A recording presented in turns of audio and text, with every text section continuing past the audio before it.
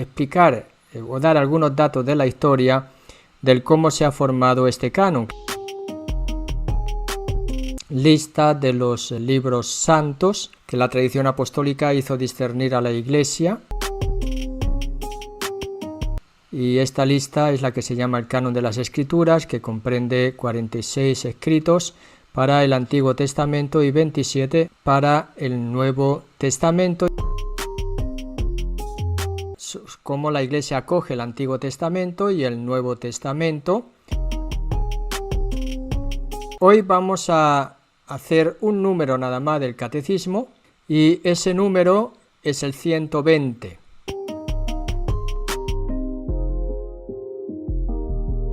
Donde habla del canon de las Escrituras. ¿Y cómo se ha formado este canon?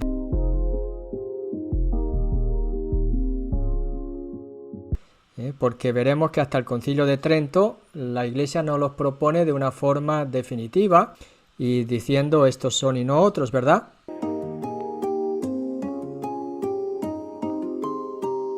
Y hoy vamos a tratar el tema del canon de las Escrituras. Invocamos el don del Espíritu Santo para que abra nuestra mente y nuestros corazones para entender y para amar. Ven, Espíritu Santo, llena los corazones de tus fieles y enciende en ellos el fuego de tu amor. Envía, Señor, tu Espíritu y serán creadas las cosas y renovarás la faz de la tierra. Oh Dios, que has iluminado los corazones de tus fieles con la luz del Espíritu Santo, concédenos el saber obrar animados de este mismo Espíritu, para gustar siempre del bien y gozar siempre de su consuelo, por Jesucristo nuestro Señor. Amén. En el nombre del Padre, del Hijo y del Espíritu Santo. Amén. Bueno, en primer lugar, vamos a leer lo que dice el Catecismo en el número 120. Se lo voy a poner compartido para que lo veamos juntos, después lo quitaré para hacer una reflexión sobre este número 120.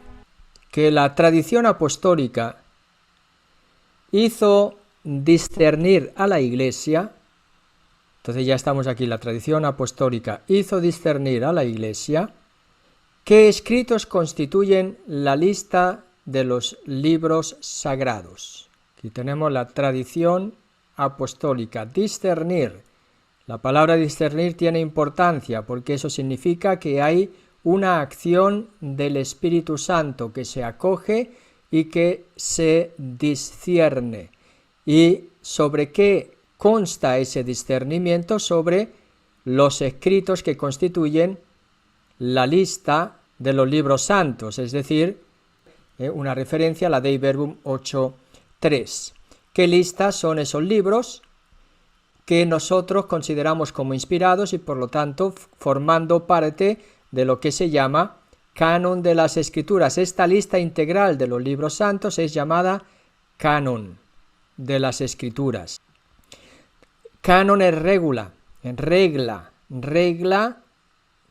es decir, son esos libros que van a regular nuestra fe, que van a ser la regla de nuestra fe y de nuestra vida desde la revelación de Dios, pero esta revelación de Dios se va a discernir en la Iglesia, dado que fue la tradición apostólica quien se la va a comunicar, se la va a transferir a toda la Iglesia. Y eso es obra del Espíritu Santo, por eso la Iglesia no está por encima de la palabra de Dios, sino que está al servicio de ella, porque en primer lugar recibe esas Escrituras. ¿De quién las recibe? Como un don del Espíritu Santo a través de toda la tradición apostólica. La Iglesia de todos los tiempos recibe y por lo tanto va a acoger en primer lugar y va a proponer esa lista de los libros santos que ella recibe. Eso es muy importante. ¿Y cuál es esta lista? Dice, son 46 escritos del Antiguo Testamento. Puede ser que en algunas Biblias, Jeremías y Lamentaciones, se consideren como un solo libro, y entonces serían 45, y 27 para el Nuevo Testamento.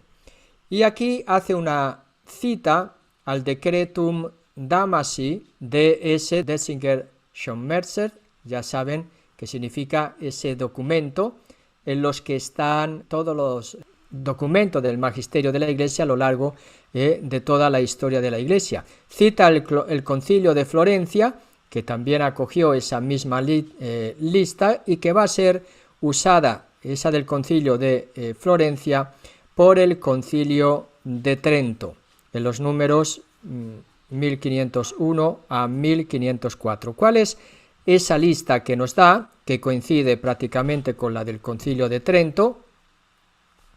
Pues aquí está la lista de todos los libros, que no la voy a leer, pero sí voy a remarcar algo que me parece importante, que en ese Decretum Damasi, algunos dicen ya en el siglo IV, Concilio de Roma, el decreto del Papa San Dámaso dijo: estos son los libros de las Sagradas Escrituras y no más que estos. Bueno, pues hay un pequeño error en ese Decretum Damasi, porque en ese Decretum Damasi con el Concilio de Roma aparece los cuatro libros de Salomón, 3 libros, perdón, de Salomón, y aparece 4 libros de los reyes, porque a veces el libro de los reyes, el libro de las crónicas, parece ser que eran, algunos los ponen juntos.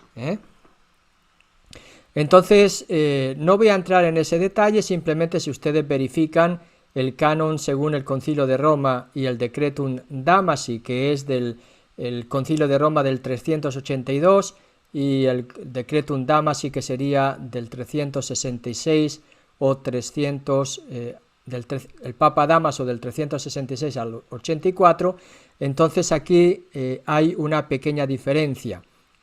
Y las epístolas de Pablo dicen número de 14, después va añadiendo cuáles son los libros también del Nuevo Testamento. Pero bueno, ahí están esos libros, tal como los presenta el Catecismo de la Iglesia Católica. Vamos a ver ahora cómo se han formado a lo largo de la historia, cómo la tradición apostólica ha hecho discernir a la Iglesia qué escritos constituyen la lista de los libros santos, o es decir, el canon de las Escrituras. Creo que hay un día salió esta pregunta sobre el canon, pues ahora, para que intentar aclarar esta pregunta sobre el canon de las Escrituras, vamos a intentar explicarlo en el día de hoy. Dejo de compartir el texto del Catecismo de la Iglesia Católica para entrar en la explicación presente la formación del canon de las Escrituras.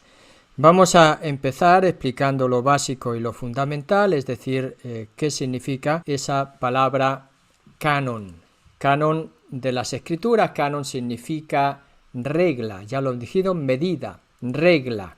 Y por lo tanto nos está hablando de la regla, la medida que hizo la tradición apostólica discernir a la Iglesia, como nos dice el Catecismo de la Iglesia Católica, qué escritos constituyen la lista de los libros santos, es lo que hemos visto. Entonces ya hemos visto del Antiguo Testamento 46 escritos y 27 para el Nuevo Testamento. Vamos a ver respecto a la formación del canon del Antiguo Testamento, porque nosotros estamos hablando de la Biblia como canon cristiano, es decir, que incluye Antiguo Testamento y Nuevo Testamento.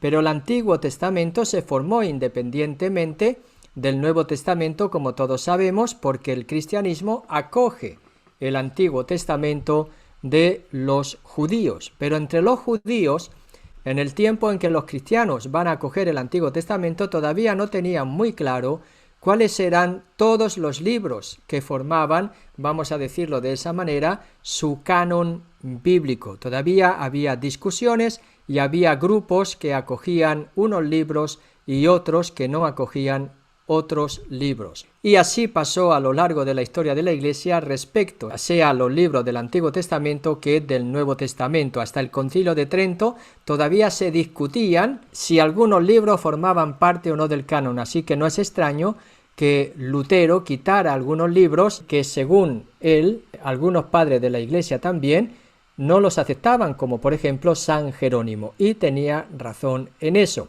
Pero eso no quiere decir que él tenía la autoridad para definir cuáles eran y cuáles no eran los libros. Ahí es donde se equivocó. Entonces, los grupos que hay respecto al Antiguo Testamento que solo reconocen la ley o la Torá son los samaritanos, por ejemplo. Saben ustedes que los samaritanos fue como un grupo hereje dentro del judaísmo. Los saduceos, se piensa que solo reconocían la ley, la Torá, es decir, los 5 primeros libros del Antiguo Testamento. Los ebionitas, que son también ya después de nuestra era, es un grupo de judíos también, que solamente aceptaban la ley o la Torá. A partir del siglo II a.C., dice que ya se asociaron los profetas a la ley, y entonces decían la ley y otros escritos. En 2 Macabeos, por ejemplo, 2:13, atribuye a Nehemías la iniciativa de organizar una biblioteca, es decir, desde la Biblia, ¿verdad?, hacia el año 125 antes de Cristo. Vamos a ver que los judíos, y voy a dar ahora la visión tradicional, la que se ha explicado siempre, sobre los dos cánones que tenían los judíos. Uno es el llamado el canon breve, que es el canon palestinense, algunos lo han llamado también el texto masorético, que sería la Biblia escrita en hebreo. Saben que la Biblia escrita en hebreo tuvo también una traducción al griego, que es conocida como la Biblia de los 70, que algunos han identificado con el canon largo y que han llamado el canon alejandrino. Entonces ya tenemos aquí que los judíos, algunos aceptaban el canon breve palestinense, otros aceptaban el canon largo alejandrino. ¿Qué constituía el canon breve palestinense y qué constituía el canon largo, el alejandrino? Vamos a intentar ponerlo aquí. Pero hay que saber también que este canon largo alejandrino, que son los judíos en Alejandría, es el que los cristianos han usado mayormente, según los expertos, como texto canónico del Antiguo Testamento. O sea, es el más usado para los cristianos que escriben lo que va a ser después también el Nuevo Testamento. Los apóstoles utilizaron, por lo tanto, el canon alejandrino. Esta es la tesis clásica, que todavía algunos explican de esta manera. Hoy se ha puesto un poquito en duda, con matices, lo que es esta estructura, pero creo que es bueno partir de esa estructura, pero a la vez ya les digo, no lo tengan como un dogma de fe. Es la tesis clásica que hoy se está revisando, así que no les extrañe que escuchen otro tipo de explicaciones. Entonces tenemos el canon breve, que es de 39 libros, y el canon largo, que son los 46 libros, que son los que el Catecismo de la Iglesia Católica, heredando, ¿verdad?, lo que dice también el Concilio de Trento, nos dice, aquí están los 46 libros, son o pertenecerían al canon largo alejandrino. Los 39 libros que ellos llamarán la ley, los profetas y los escritos. Y en esos escritos, evidentemente, entrarán a formar sobre todo libros históricos y libros como los Salmos. Pues aquí tenemos el canon breve palestinense, que ellos dividen en la ley, los profetas y los escritos. Después tenemos el canon largo o alejandrino, que como les he dicho es la versión griega de la Biblia, conocida como de los 70, porque está esa leyenda que fue escrito por 70 ancianos, distribuidos en sitios distintos y todos coincidieron en lo esencial en cuanto a la traducción, por lo tanto se concibió como el Antiguo Testamento inspirado. Tenemos aquí los 46 libros, a los que se añaden de los 39 libros del canon breve, se añaden estos libros. Por eso hasta llegar a 46, es decir, Tobías, Judith, Baruch, Eclesiástico, Primera y Segunda de Macabeos y el libro de la Sabiduría. Así que estos libros que están aquí serán llamados también después deuterocanónicos, justo porque no están en el canon breve palestinense, que sería el primer canon judío. Estos se añadirían después cuando los judíos, sobre todo, se distribuyen por la cultura helenística y empiezan a tener su versión griega. Se añaden estos libros, que son los llamados deuterocanónicos y que muchos no aceptan. Estos libros deuterocanónicos que vienen después, entran a formar parte del canon después, por eso deutero. No son los primeros o protocanónicos, que serían la ley, los profetas y los escritos, es decir, todo el resto. Tenemos en los judíos el canon breve, el canon largo, palestinense, alejandrino, que son 39 libros protocanónicos. Los 46 libros del canon largo se añaden después, por eso se llaman deuterocanónicos. El canon largo lo hicieron los judíos en Alejandría, por lo tanto ya de una cultura helenista. Los apóstoles, ¿cuál utilizaron? Dice, los apóstoles utilizaron este canon alejandrino, por eso han pasado a nosotros como formando parte de nuestro canon de la Biblia. Tenemos ahora el siglo I y el siglo II, siempre referido al canon del Antiguo Testamento. En el siglo I-II, ya después de Cristo, el canon cristiano se va elaborando paralelamente, pero también a la par. A la par significa junto con, se va asumiendo también en la Iglesia, junto con el canon judío, que todavía, dicen algunos expertos hoy, todavía no estaba esclarecido. ¿Ven? Algunos dicen que ya los cristianos encontraron definido todo el canon y estaba ya hecho, pero se sabe que incluso hasta después del año 70, dicen, entre las dos rebeliones de los judíos, es cuando empezó a definirse el canon del Antiguo Testamento para los judíos. Por lo tanto, estaba todavía en elaboración y en definición incluso para los judíos. En la polémica contra los judíos, sobre todo en relación al Antiguo Testamento, que habla todo el de Cristo, el canon cristiano se va formando, y un criterio para acoger los libros del Antiguo Testamento es Jesucristo, es decir, en la medida en que todos los libros van a hablar de Jesucristo. Ya sabemos que para los cristianos la única palabra definitiva de la Biblia es Jesucristo. De aquí se va pasando a la aceptación de la Biblia hebrea o incluso la Biblia que incluye los deuterocanónicos.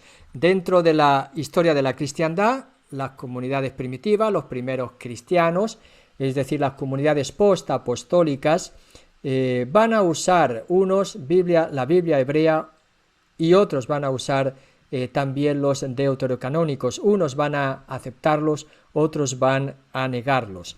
¿Cuáles son? Ya hemos dicho en los deuterocanónicos: Tobías, Judith, Sabiduría, Baruch, Eclesiástico, primero y segundo libro de los Macabeos, e incluso algunos van a citar hasta libros considerados apócrifos por los judíos, y eso estará hasta dentro de algún libro que forma parte del canon bíblico del Nuevo Testamento, como la carta de Judas, que cita el libro de Enoc, y el libro de Enoc es un libro apócrifo del Antiguo Testamento.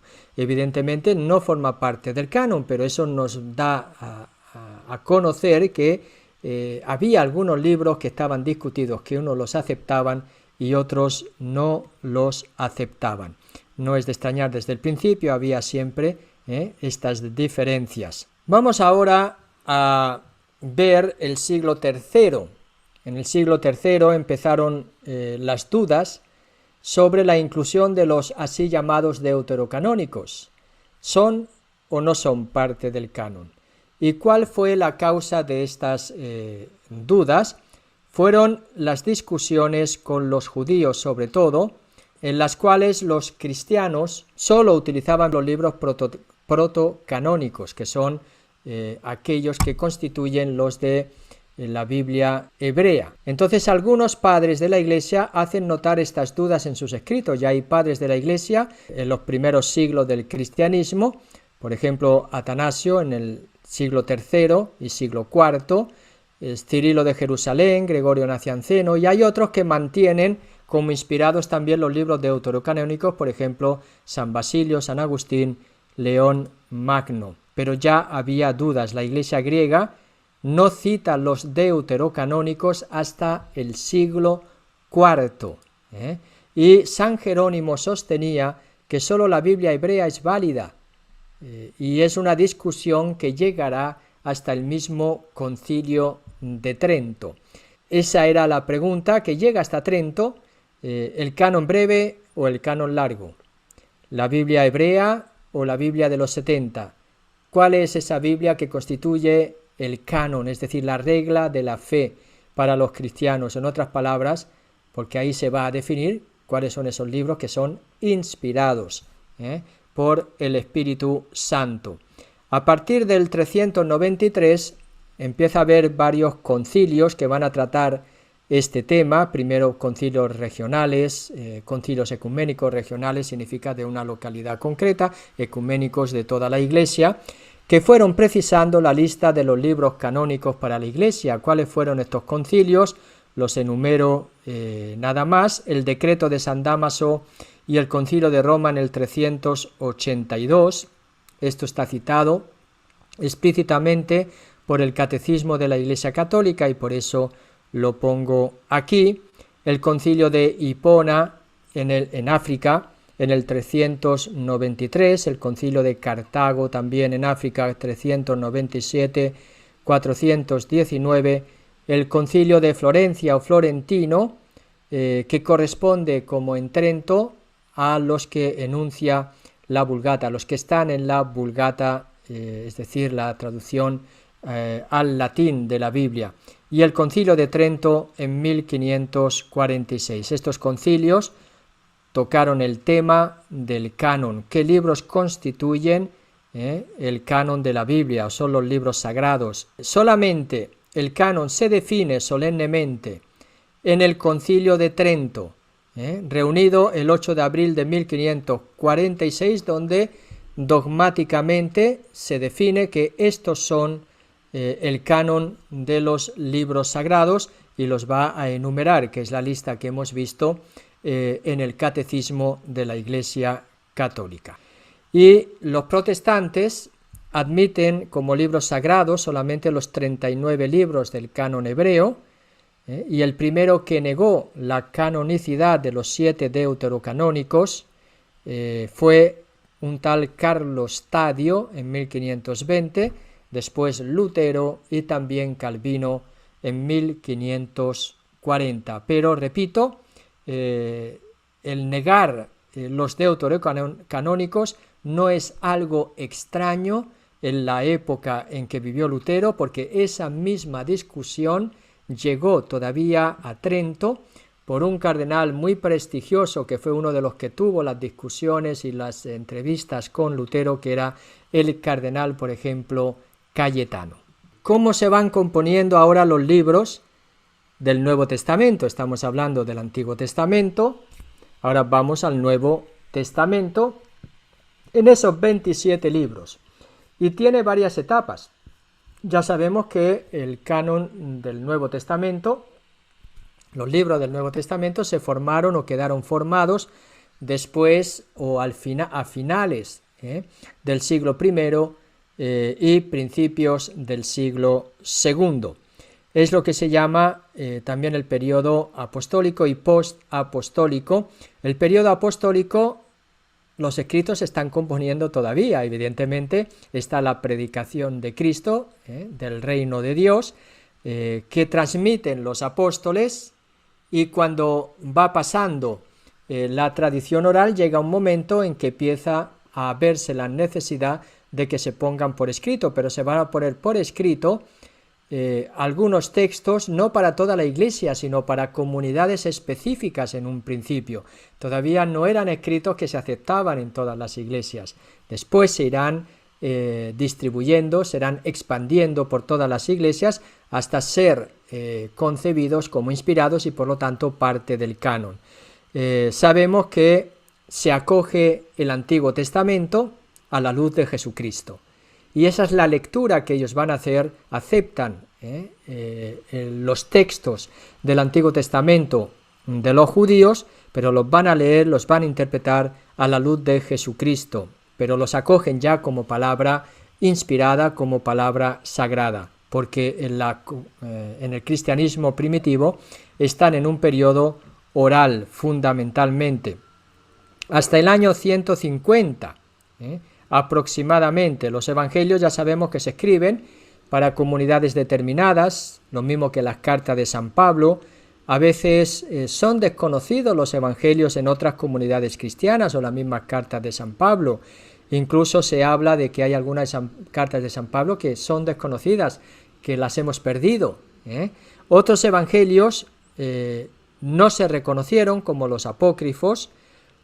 Tenemos las cartas paulinas, es decir, que hubo un trabajo de recolección, que se iban editando, se iban juntando todos estos escritos hasta formar una unidad, aunque ese proceso se desconoce, no sabemos todos los pasos, cómo llegaron y en qué momento llegaron a ser ya una unidad bien definida, pero sí existía, y sí existía esa promulgación de los evangelios y de las cartas del Nuevo Testamento, que se iban extendiendo cada vez más y más y se leían en las asambleas y en las comunidades cristianas, porque se veía en esos escritos el fruto de ese periodo apostólico, es decir, de la predicación apostólica y de la tradición apostólica. Es el periodo que llamamos oral. Así que tenemos que en los orígenes de la Iglesia se van escribiendo los evangelios, que ya sabemos que son 4, ¿verdad? Tenemos las epístolas, sea de San Pablo o de otros apóstoles, como Santiago, como Pedro, como Juan, como Judas. Tenemos también los Hechos de los Apóstoles y el Apocalipsis. Vamos a ver cómo se han ido transmitiendo y se ha ido definiendo también el canon del Nuevo Testamento en la historia de la Iglesia. Tenemos en primer lugar que a fines del siglo primero y principios del segundo, el número de libros de la colección variaba de una iglesia a otra, es decir, no todos tenían las mismas colecciones, ese grupo de libros que ya ellos habían como editado y que ya se iban transmitiendo en las distintas iglesias, pero no en todas las iglesias tenían los mismos y el mismo número. Tenemos las cartas pastorales, por ejemplo, a Tito y Timoteo, Segunda Pedro, Clemente Romano, Didaché, Ignacio de Antioquía, Policarpo, como testigos de esa época, finales del siglo I y principios del siglo II. Yo me he leído todas esas cartas, incluso la de Clemente Romano, la de Didaché, Ignacio de Antioquía y Policarpo. Y ahí se ve que a veces citan unos libros, no citan otros libros. Sabemos que Papías hacia el 130, y eso lo relata Eusebio de Cesarea en su historia eclesiástica, hacia el 130 habla de San Marcos y de San Mateo, cómo ellos escribieron sus respectivos evangelios. Y hacia el 140, 150 aparece la llamada Epístola Epistolorum, que conoce ya todos los evangelios sinópticos, y Juan también, Hechos de los Apóstoles, Santiago, y recomienda la lectura de las cartas de San Pablo. Como ven, se conocen, se van extendiendo, se van recomendando, pero todavía no está formado el canon bíblico más allá del 150, es decir, en el siglo II. A mediados del siglo II aparecen unas corrientes heréticas referidas a Marción, los marcionitas, y a Montano, los montanistas. Y eso fue un empujón grande a la definición de cuáles libros o qué libros tenían que formar parte de los libros sagrados inspirados y qué libros no, dado que estos o bien reducían el canon o bien lo querían alargar, le querían expandir con otros libros que son, por ejemplo, los libros que escribió Montano, o decía también otros libros que se podrán añadir después, también inspirados por el Espíritu Santo. Esto pasó a mediados del siglo II, estamos más allá del 150, por lo tanto, 144 a.C., que afirmaba que, por ejemplo, Marción decía que sólo el Evangelio de San Lucas y las 10 epístolas de San Pablo tenían origen divino. ¿Por qué? Porque Marción decía que el Dios del Antiguo Testamento no es el Dios del Nuevo Testamento. El Dios del Antiguo Testamento, justiciero, un Dios cruel, no es el Dios Padre de Jesucristo, amor y misericordioso. Entonces, él rechazó todo el Antiguo Testamento, y como parece que el Evangelio de San Lucas es el que más habla de la misericordia de Dios, del Padre, la parábola del Hijo Pródigo, por ejemplo, pues él se quedó, dice, nada más que Lucas y nada más que 10 epístolas de San Pablo tienen origen divino.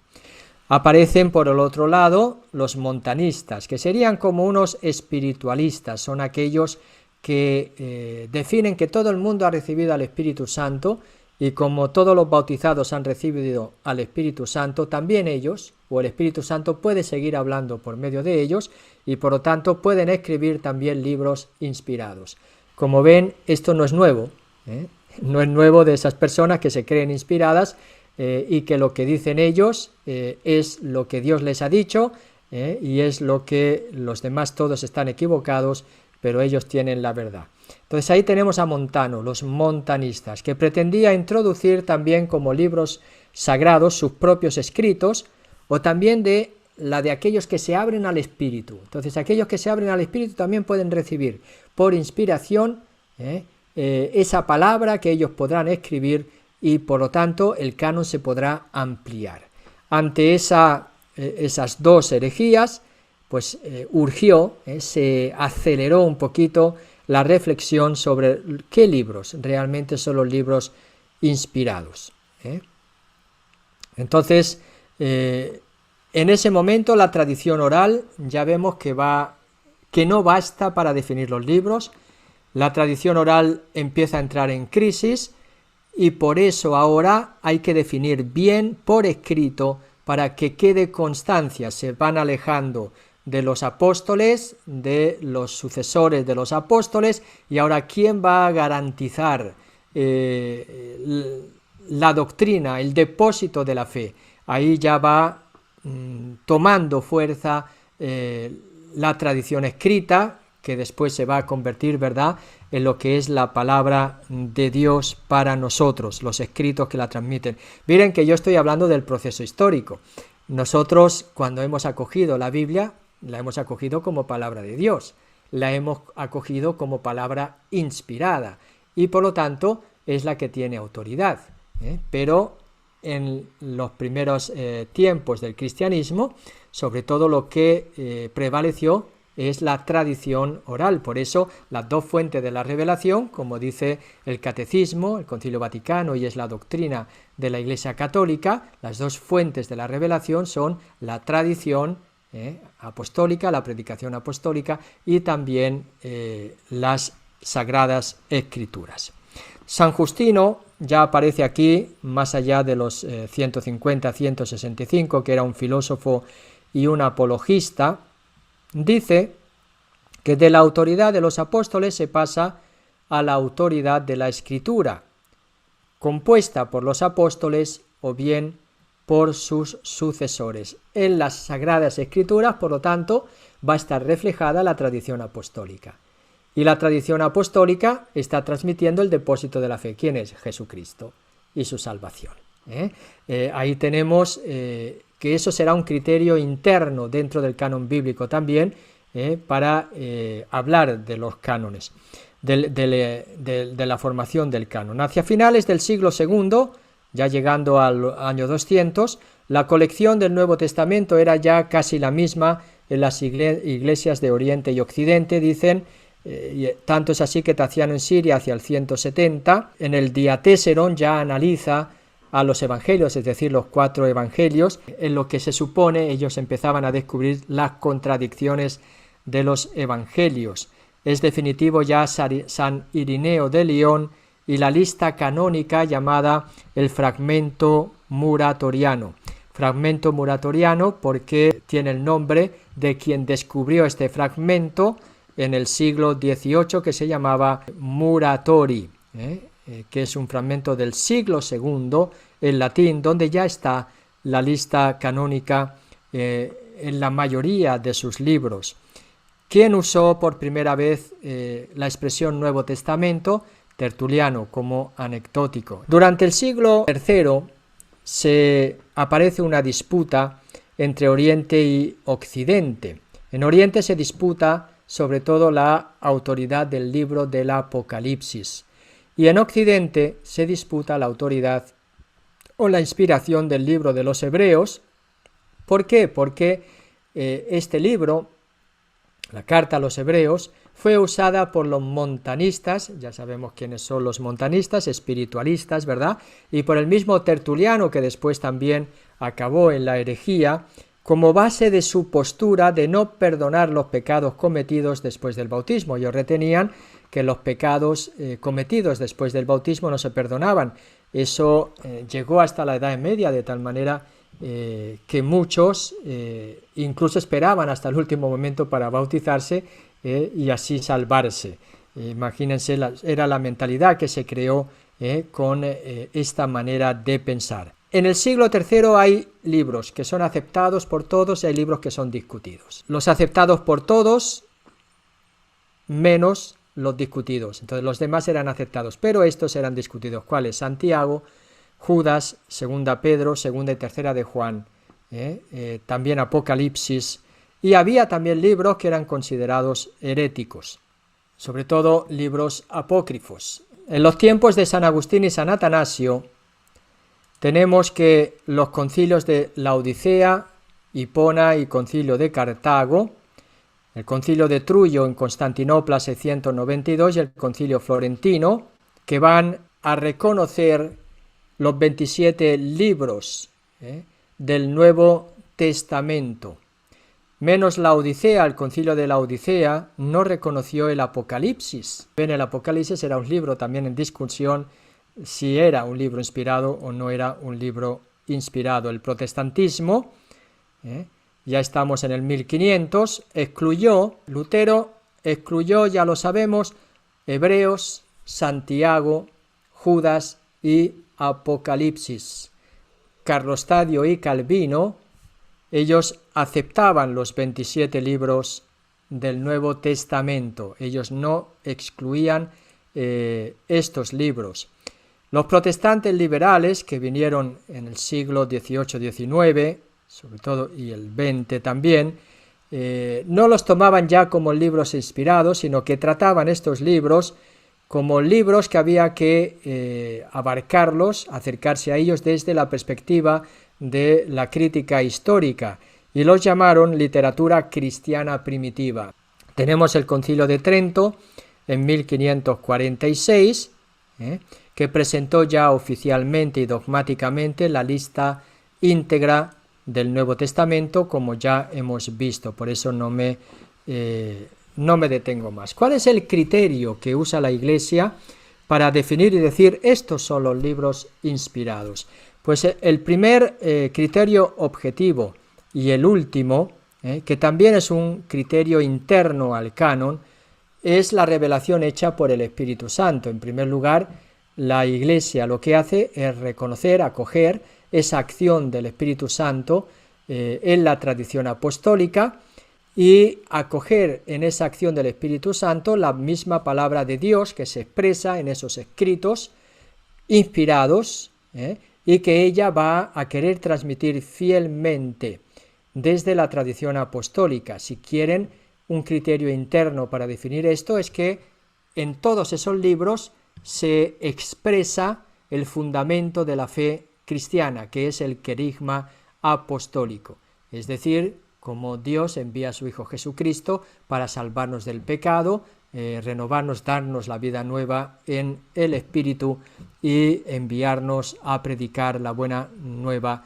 del reino de Dios. Ese núcleo fundamental del mensaje cristiano es el que está presente en todos esos libros, y por lo tanto el Espíritu Santo, que guía también a la Iglesia, se reconoce en esos libros, así como acoge esos libros. Es el criterio fundamental. Todos nosotros hemos acogido estos libros como inspirados, como palabra de Dios, y por lo tanto le hemos dado esa fuerza que tiene la acción del Espíritu Santo, que también nos transforma la vida a través de esa palabra de Dios.